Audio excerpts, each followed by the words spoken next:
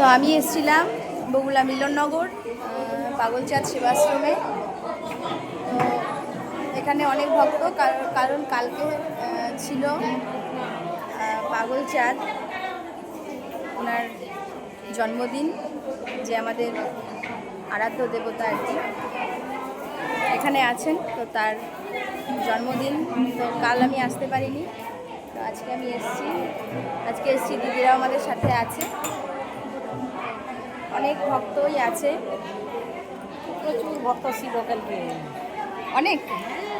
হ্যাঁ, উপরে নিচে ভর্তি ছিল। আচ্ছা, তো অনেক দিন পরে এলাম। ছিল না, 9টার সময় মোমবাতি ঢুকে গেছিল, 9টা বাজার সঙ্গে সঙ্গে। তো এসেছিলাম, অনেক ভক্তরা, এই যে গান বাজনা হচ্ছে, এই যে এখানে অনুষ্ঠান হচ্ছে। হ্যাঁ হ্যাঁ দিদি, এখন কি ফিরে আসবে? ফ্রি না, কিছু বলবে?